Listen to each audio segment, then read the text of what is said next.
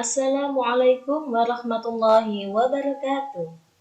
Selamat datang pada program edukasi pembelajaran daring. Senang rasanya berjumpa lagi bersama saya, Ustazah Yaumil Jannah dari SD Islam Tompo Kersan Lumajang. Bagaimana kabarnya hari ini anak-anak solih-solihaku? Ustazah harap kalian selalu dalam keadaan sehat. Tentunya siap untuk belajar bersama serta telah menyiapkan buku-buku dan alat tulisnya ya. Hari ini kita akan belajar materi kelas 6, tema 4, globalisasi, subtema 1, globalisasi di sekitarku. Sebelum mulai belajar, mari kita awali dengan berdoa bersama.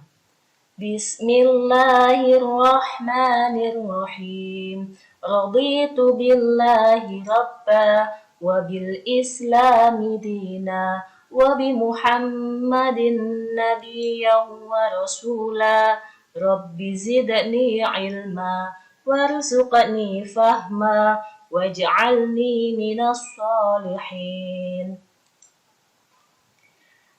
Anak-anak, hari ini kita akan belajar tentang beberapa hal di antaranya kerjasama negara anggota ASEAN dalam bidang sosial dan budaya, proses menghasilkan energi listrik dan menyalurkannya, serta pengertian reklame dan ciri-ciri reklame.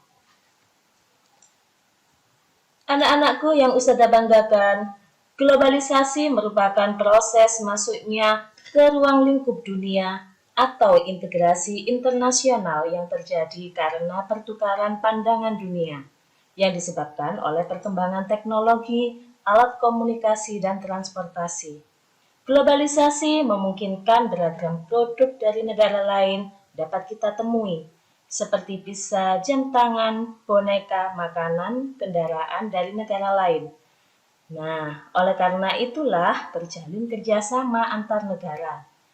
Kerjasama dilakukan di bidang sosial, budaya, ekonomi, politik untuk mencapai tujuan bersama.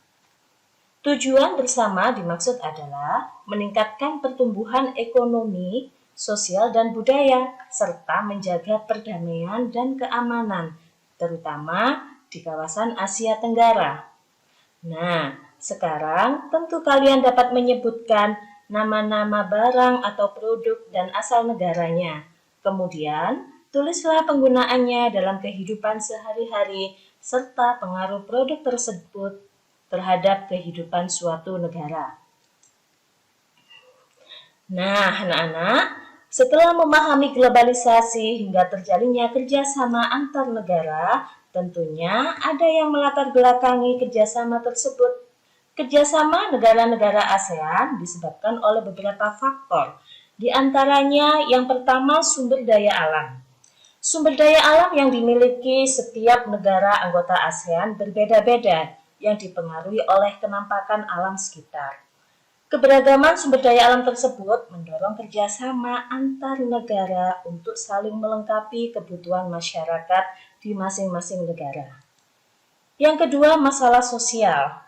Masalah sosial yang dihadapi hampir seluruh negara anggota ASEAN adalah peningkatan jumlah penduduk yang akan berdampak pada kualitas sumber daya manusianya, kesejahteraan hidup, sehingga kerjasama diharapkan saling peduli dan mau berbagi ide, pandangan, dan solusi dengan negara lain.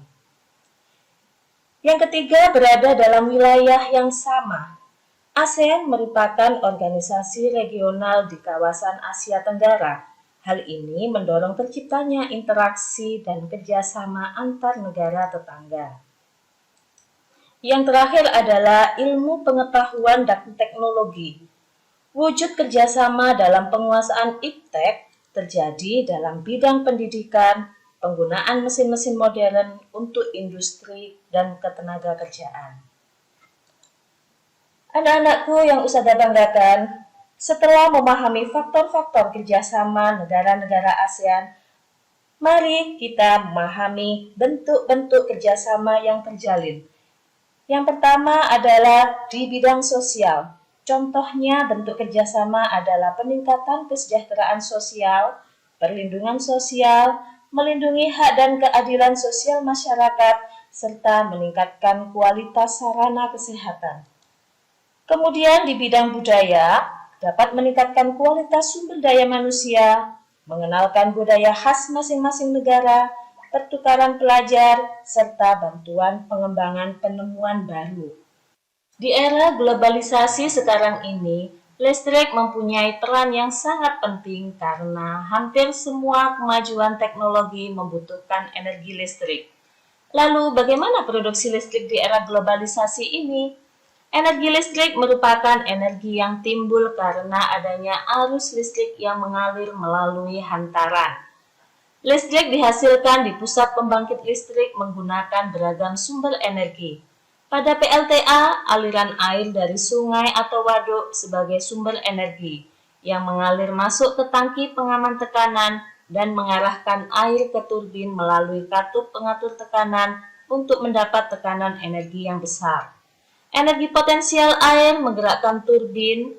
Energi gerak tersebut kemudian diubah menjadi energi listrik oleh generator.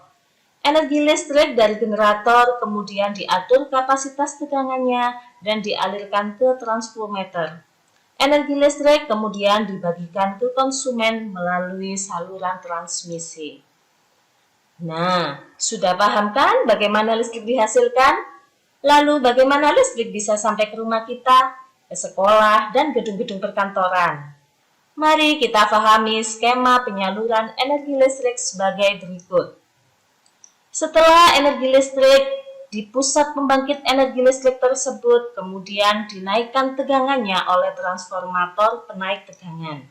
Kemudian disalurkan ke berbagai tempat menggunakan sistem transmisi yang biasa kita kenal SUTEP atau saluran udara tegangan ekstra tinggi yang menyalurkan energi listrik dari pusat-pusat pembangkit masuk ke gardu induk. Di gardu induk, energi listrik diturunkan tegangannya oleh transformator penurun tegangan menjadi tegangan menengah. Kemudian, energi listrik disalurkan ke gardu-gardu distribusi dan diturunkan kembali tekanannya. Setelah tegangan menjadi 220 volt dan sesuai dengan kebutuhan rumah tangga, akhirnya energi listrik disalurkan ke rumah-rumah warga, sekolah, dan gedung-gedung perkantoran.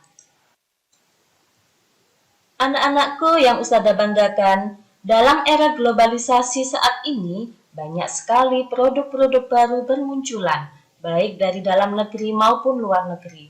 Dan untuk mempromosikan produknya agar banyak dikenal masyarakat luas, maka produsen bisa menggunakan reklame.